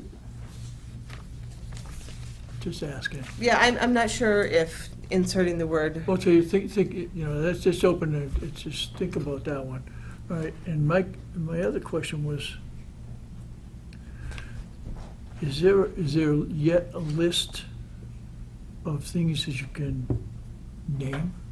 my understanding is that the fundraising committee has come up with a menu Okay, with targeted amounts. because without that, I could just say, well, I don't want to be on this one, I want to be on this one, I'm going to give you $1,000 and I want to name this. Because Yeah. there's nothing that precludes that in here, is there?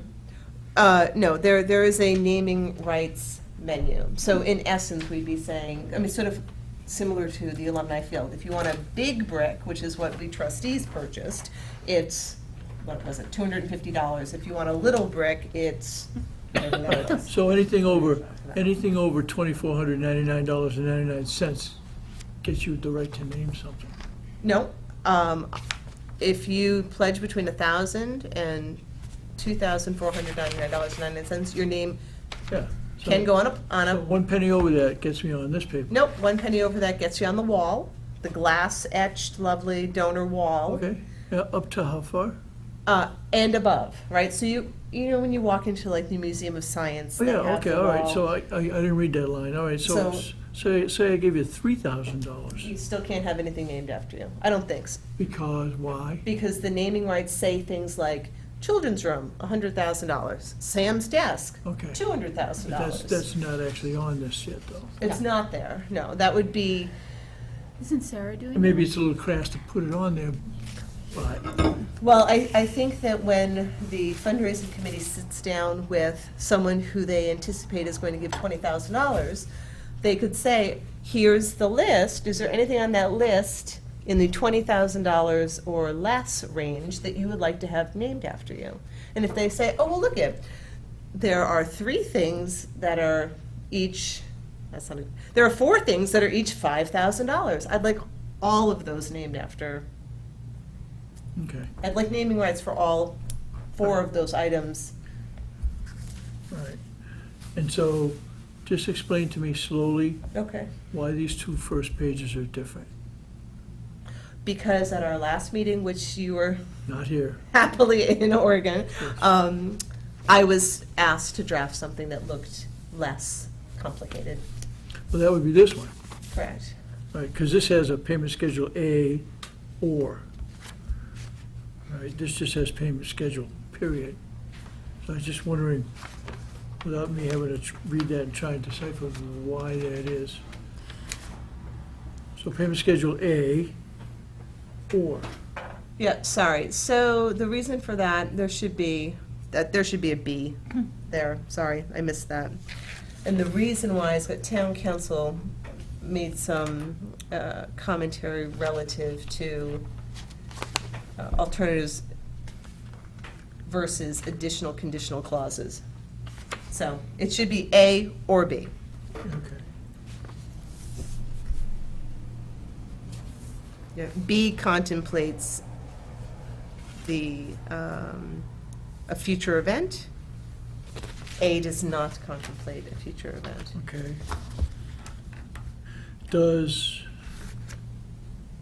And the one for this one here, on The simpler one? yes. Yeah. That does not have that on there, but I want to ask why, or should it, or should this not? Right, because when we were at our last meeting, there was some strong directives relative to all of the words that were on the more complicated one and to streamline it for an easier one. Okay.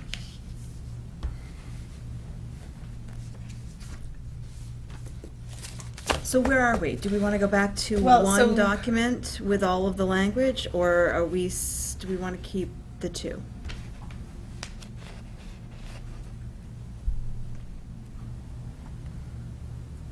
All right, wait a minute. I think whatever's easiest at this point. We need something. I mean, we need to be, because we still have to go back to the Board of Selectmen with the final document. Is that, they have to approve this? Nope, they wanted, in July, when I sat with them, Yeah. they said, well, why don't you show us what you come up with relative to naming rights? And I thought that that was going to begin and end with a menu, and it morphed into, well, we need some gift on that, agreements, right. we need writings, we need, and though our board talked about, well, we should have something in writing, it became clear to me in going back and forth with town council that the need for the writing really rests on the statute of frauds. Because people are pledging to do things in the future and cannot fulfill the terms of the contract within a year of the making of the contract. So for people who are writing checks today, they won't need this because right, writing a check today is, I'm taking, my ownership interest in these $200 and I'm giving it to you, so.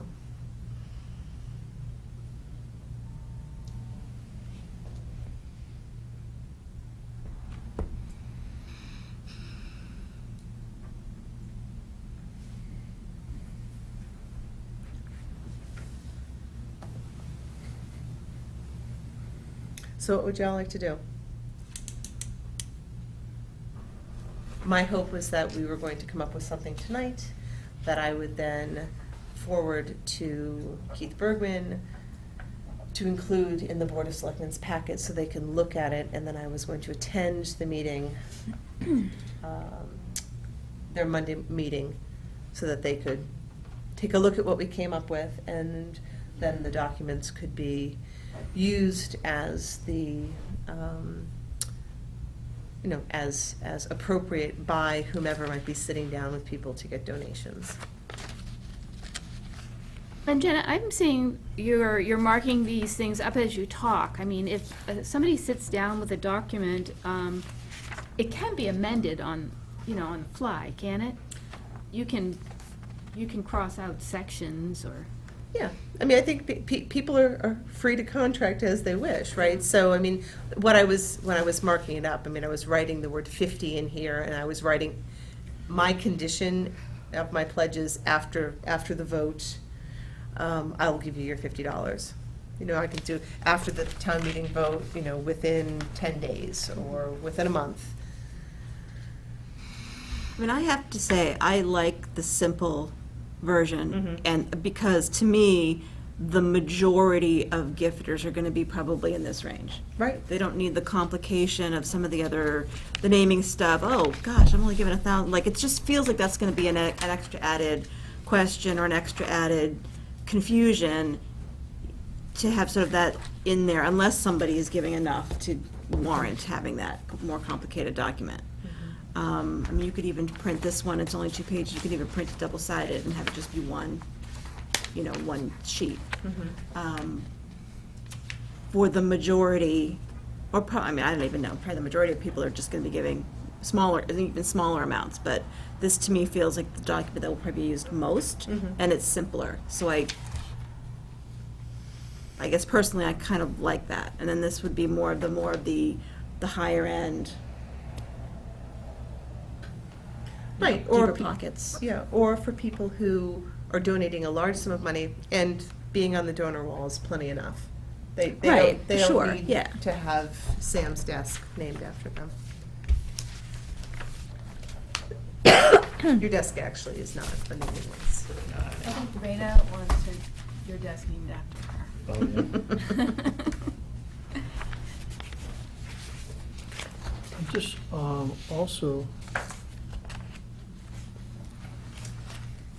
this one here has got a nice little piece of language where it says, please detail what name to use. That's for the one for $24.99. Please detail what name to use. Please initial if you would prefer your name not to be included. But it says, please detail what name to use. But yet on this one where you're naming something after somebody, there's no place where it says, please detail the name. Well, in consideration of your gift, the children's room will be named, and that's where you would fill in the details of what the name is. Because it might Yeah. not be your name, you might be naming it your Grandmother. child's name or Right. your grandmother's name, it might be something. Right, so with respect to please detail what names to use, you could put, I don't know, Catherine Caruth and Thomas Landrigan, or the Caruth Landrigan family, or, it could be Katie, Tom, Raina, and Charlie. I mean, you could have something, whatever you want there, right? And you can do the same thing over here as to what the little plaque's gonna say. I just guess I like the language where it says, please detail what name to use, because it just sounds like it's really important on this page. In consideration of your gift, the children's room will be named something, children's room. But I just like, it almost seems like it should say, please detail that. Spell it right, don't make a mistake. Initial here if this is what the name you approve or something, I don't know. But I don't want to make it more difficult, it just seems like it. I don't know.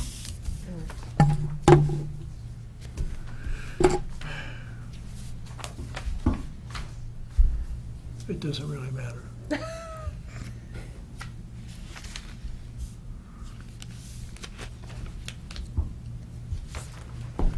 So I suppose for any person who would be going out in order to raise money and going to meet, let's say the fundraising committee were going to Henry's house, they would have both of these documents with them. Yes. And after they have a lovely conversation with Henry, and Henry says, I'd like to give $10,000, they would say, oh, well, a gift of that sort of generosity, you've got some things that, potentially you could have named after you, and Henry would say, oh, no, I don't want fancy anything named after me. I just want to support the library.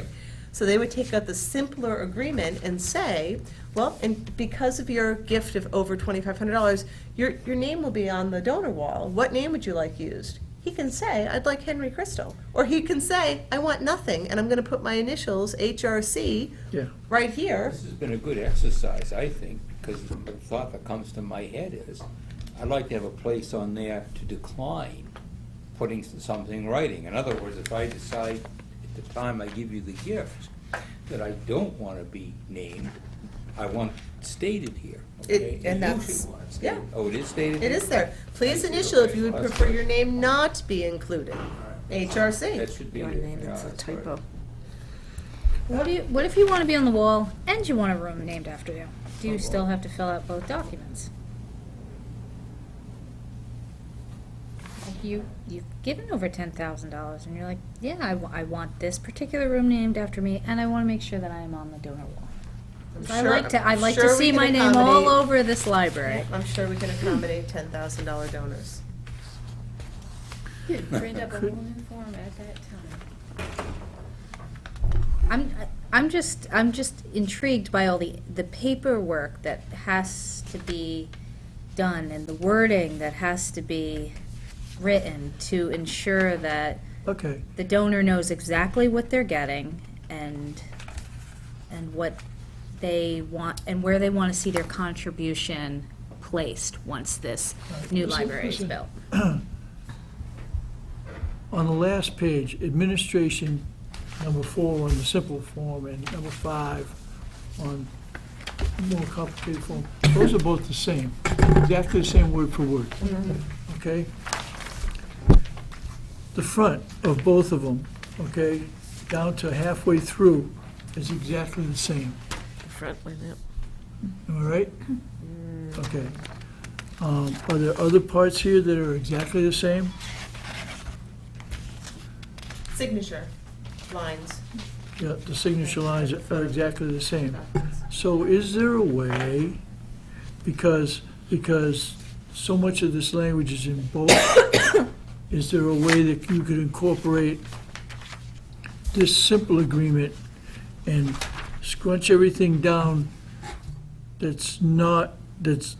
take everything here, that's in here, take that off, and what's left, put that on one piece of paper and put it in there, and that's it. Right, one page would be for building fund, and then the next page would be for building fund and naming rights. Does that help? So you're suggesting I use size 4 font? I don't understand what you're No, saying. what I'm suggesting. One document? Make this one document, because so many parts of it are identical already. Right.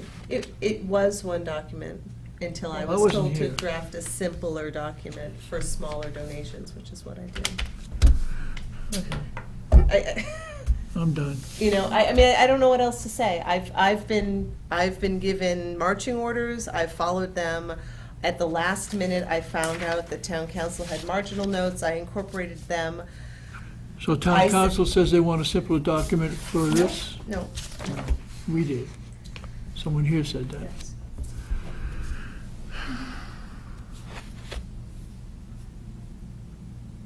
So do we want to go back to one document and just have one?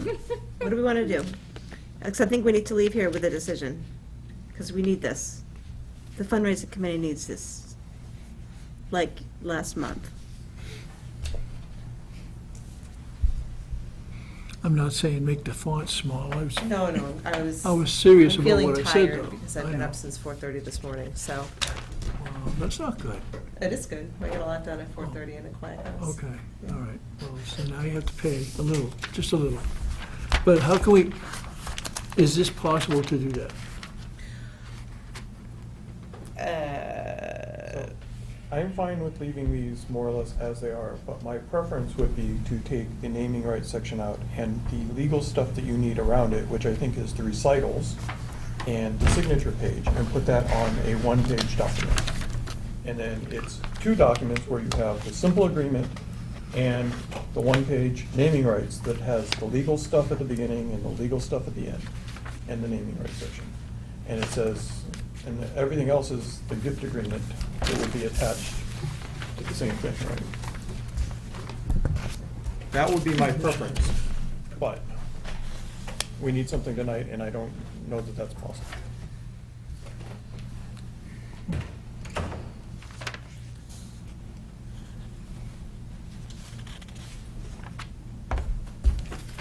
What do you think we should do, Jenna? And Jenna, there's just some plain errors in the document too, right? Well, let's point them out right now, Mark, while we're all here, so I can make sure I get them. I'm not sure that they're the same in both, like on the simple agreement, section 2A, it says the library's trust fund. We don't have anything called a trust fund, so it's got to be changed, at least the capitalization, so that it's not applying that it's a named fund, right? What would you like to see, Mark? Well, if we're naming a fund, it's the Reuben Hoare Library Fund.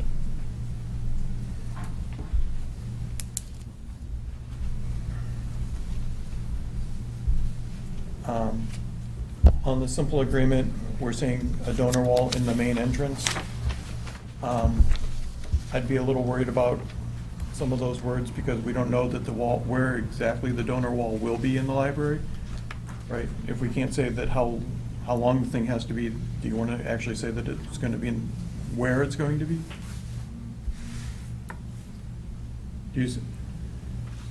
Okay, so you would like in the It's main gotta at least entrance say- removed up from the Yeah, document? I think it'd at least have to say the donor wall. How about if we change the word entrance to floor? Well, I don't know, because it might even be best to do it on along the stairs down to the children's room, or etch the stairs or something, right? Yeah. So I don't know how you word that legally to leave ourselves enough wiggle room that says where we're going to put it Donor wall without. in the new Just don't say building. where you're putting it. Just say Right. donor So- wall It will be included on the In- donor wall, in the new- period. Mhm. On the donor wall in the new building. Yeah, that's fine.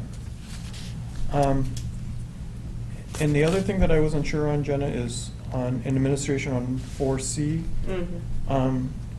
We're saying money's going into the Reuben Hoare Library Building Fund, but it's going into, is that what it's really called now? What is it really called now? I don't know, it's that MMDT account. I don't know what the official name of it is.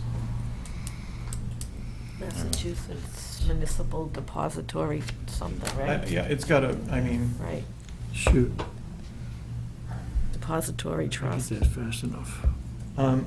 and that last line saying we're going to make distributions from the library's trust. We're going to make, shall administer the funds in accordance with the library policy relative to making distributions from the library trust funds accounts. Do we have such a policy? And I don't know. It's kind of worded funny, I'm not sure what that's referring to that we're going to be doing or what we need to do to back that up. You see what I'm saying? No, not really. To my knowledge, the trustees do not have a library trust funds account policy. I thought that's what Chris drafted and distributed at the meeting before last. There's a donations policy and or gifts policy, but that's more talking about receiving things, not how we're spending things. Well, I'm looking at the drafted and approved Reuben Hoare Library donation policy, and under building fund, it says the trustees have established a library building fund to defray the cost of a new or renovated library. Donations to this fund should be made to the Reuben Hoare Library Building Fund. At the donor's request, gifts to this fund in excess of $5,000 can be given conditionally in the event the building project does not go forward. Donors should stipulate whether gifts can be moved into other funds or have the principal returned to the donor. So, administration, subparagraph C is a reference back to said library policy. Yeah, So would but- you like it to say in accordance to the Reuben Hoare Library donation policy? But even in that policy, it doesn't talk about making distributions. Okay.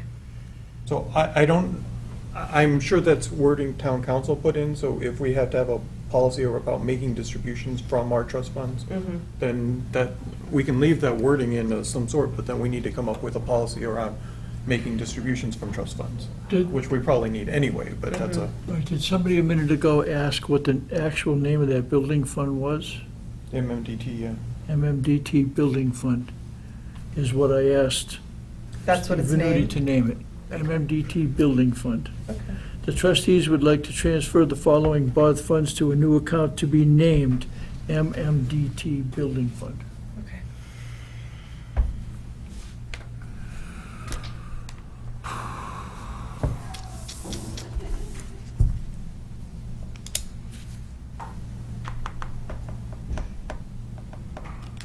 So what do y'all want? What do you want? I understand the lean toward let's make it simple, like I get that. And sometimes, things that are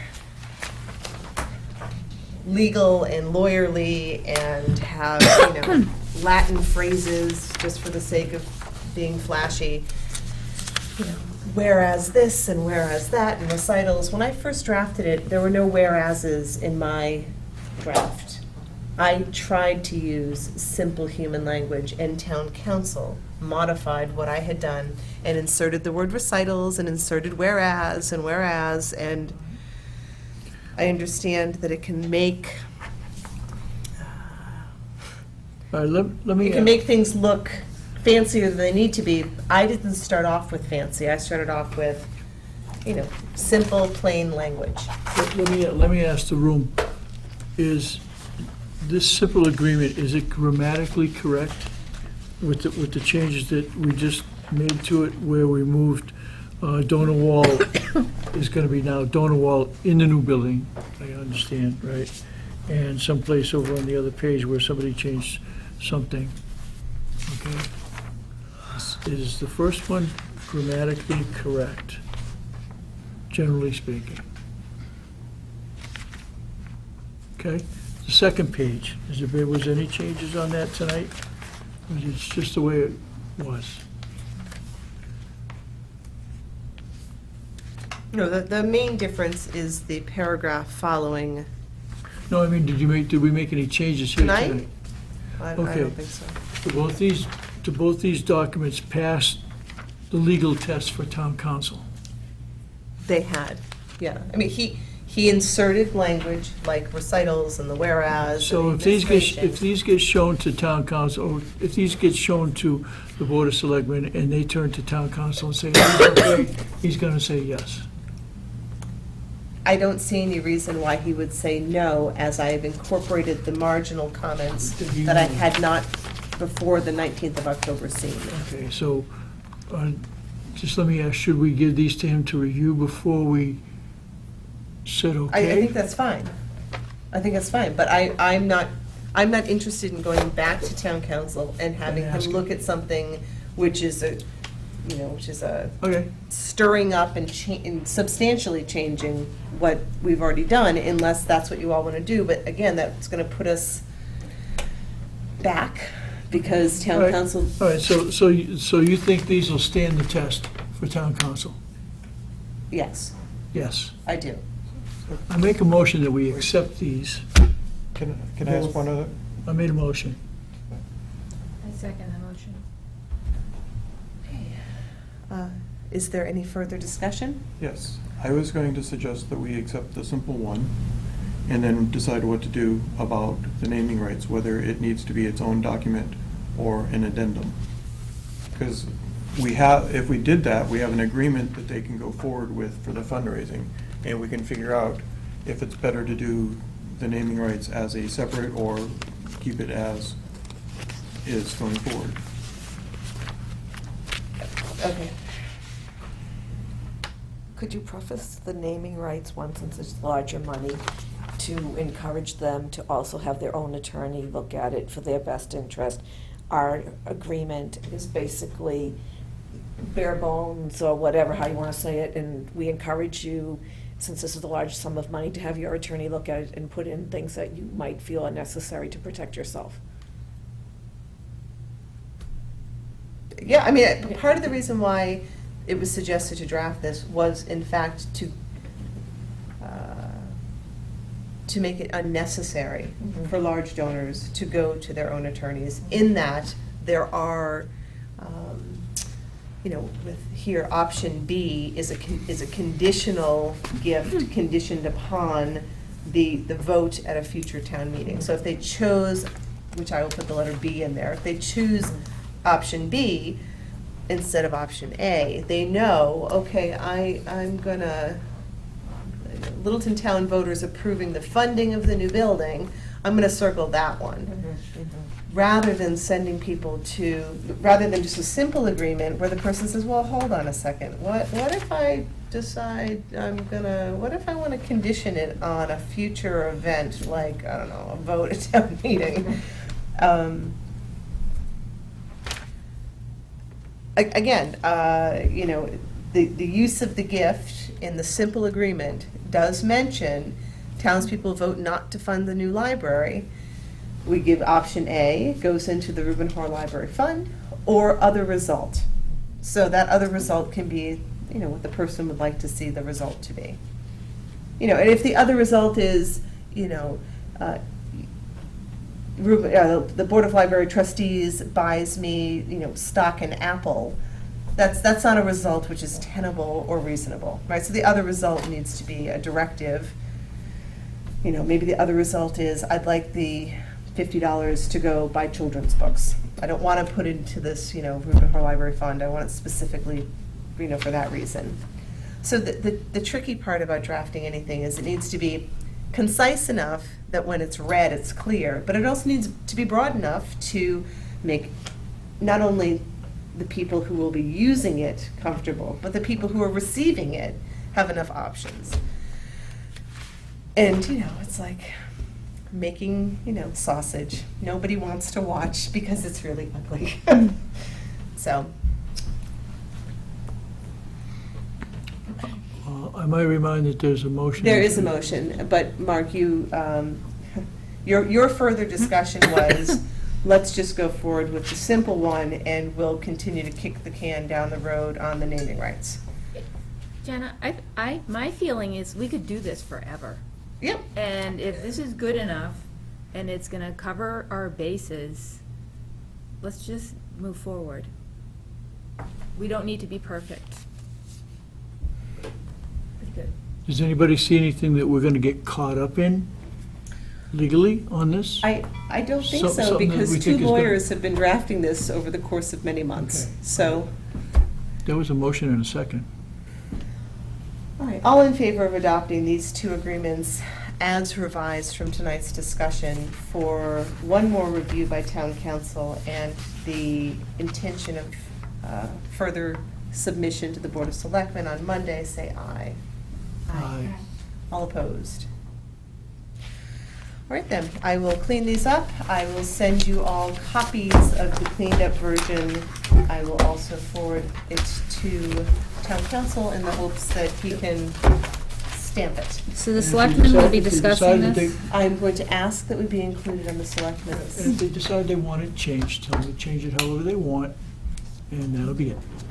And they can change it however they want, but a $10,000 donation. Do you want All to right adjourn? then. Motion to adjourn? Second Are we done? All in favor? Aye. Very good. Thank you. Thank you. Thank you for making ugly, ugly library sausage tonight.